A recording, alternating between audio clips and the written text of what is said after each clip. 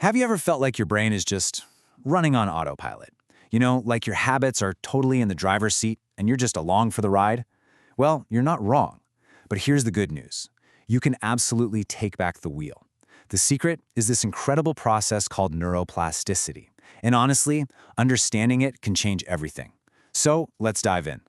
Right? You know that feeling. You wake up, you do the same exact thing, you drive the same way to work, you react the same way when you're stressed out. It can really feel like you're stuck in a loop, just a passenger in your own life. So what is actually going on inside your head? It is so easy to beat ourselves up over our habits, right? But the truth is, they are not a moral failing at all. They're a feature, not a bug. See, your brain's main job is to be efficient, to save energy. So it automates things you do over and over again. Think about it. When you get in the car, you don't consciously think through every single step of fastening your seatbelt anymore. Your brain just sees the cue, the car door closing, and runs the program. It's a sign of a super efficient system. Okay, so if our brain is so good at creating these automatic loops to be efficient, how in the world do we ever change? How do we break free? Well, the answer lies in a concept that has completely revolutionized our understanding of the brain: neuroplasticity. For the longest time, science basically thought that once you became an adult, your brain was pretty much fixed, set in stone. We now know that's just not true at all.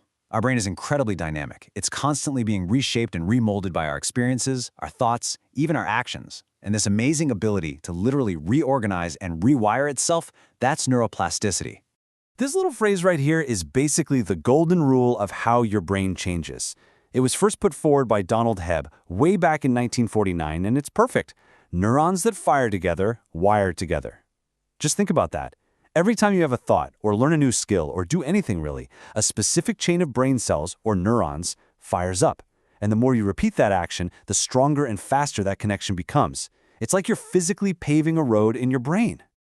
Now, this whole rewiring process isn't just one simple thing. It's actually happening on two different but totally related levels inside your brain. Let's break those down. So the brain reshapes itself in two main ways. On the one hand, you've got structural plasticity. This is like actual physical construction. Your brain is building new connections, or just as importantly, tearing down old ones it doesn't need anymore. On the other hand, there's functional plasticity. This is more like rerouting traffic. If one part of the brain is damaged, another area can sometimes learn to take over its job. It's all about adapting and reorganizing what's already there. So how does this incredible science of rewiring our brain actually create the habits that we live with every single day? Well, it all comes down to a really simple but incredibly powerful cycle.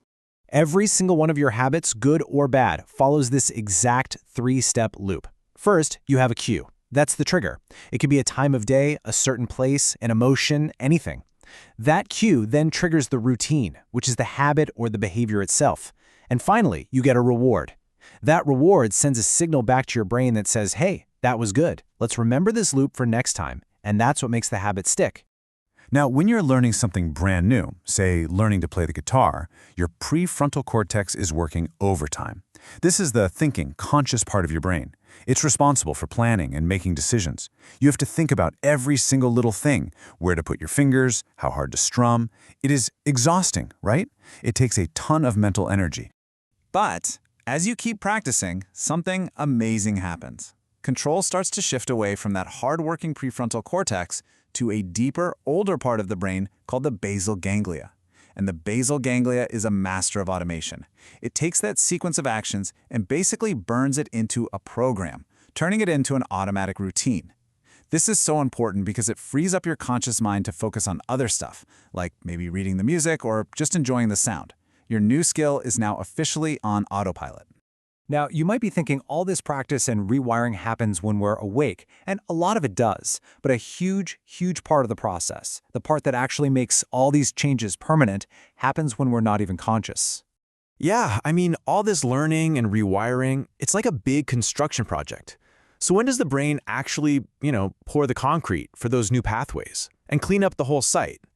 The answer, maybe surprisingly, is while you're fast asleep. Okay, I know this chart looks a little complicated, but the big idea here is actually really simple. Sleep isn't just one long blackout period. We actually cycle through all these different stages, mostly what we call NREM, or non-rapid eye movement sleep, and REM sleep.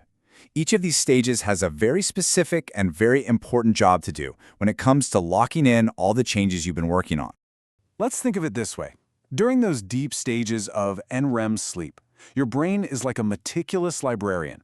It's taking all the important new information from the day and carefully filing it away, making it stable. But then, during REM sleep, your brain becomes more like a creative artist. It takes those new files and starts connecting them to everything you already know, finding new patterns and insights. To put it simply, NREM sleep is the construction crew. It's strengthening those important new pathways you built during the day. Then REM sleep comes in as the cleanup crew. It actually prunes away the weaker connections, the stuff you don't really need. And this cleanup is absolutely essential. It keeps your brain from getting cluttered with useless information and makes sure your whole network stays lean, fast, and efficient. So when you put all of this together, the habit loop, the brain's shift to autopilot, and all the crucial work that happens when you sleep, a really powerful idea starts to emerge. You are the architect of your brain. You have way more control than you might think. Now, understanding all this is incredibly empowering, but it's not a magic trick. Rewiring your brain isn't like flipping a switch. It's a biological process. It takes time, and most importantly, it requires deliberate, consistent action to really build and strengthen those new pathways. So, what does it take? The science points to these 4 keys for making real, lasting change. First, you need consistency. That repetition over time is what builds the road. Second, attention. You have to be consciously engaged, really focusing on the new behavior, especially in the beginning. Third, emotional relevance. Our brains learn way faster when emotions are involved. And finally, rest. You have to get that sleep, because without it, all that hard work you did during the day just doesn't get locked in. And this really is the most important takeaway. While your unconscious mind might be running on old default settings, neuroplasticity is proof that those defaults can be rewritten. We are shaped by the things we aren't aware of, for sure, but we are changed by what we repeatedly choose to become aware of and act on. So I'll just leave you with this one question. You are the architect. Your brain is ready and waiting for the blueprints. It has this incredible capacity to build new roads, form new habits, and create a whole new set of defaults. The only question is, what are you going to build?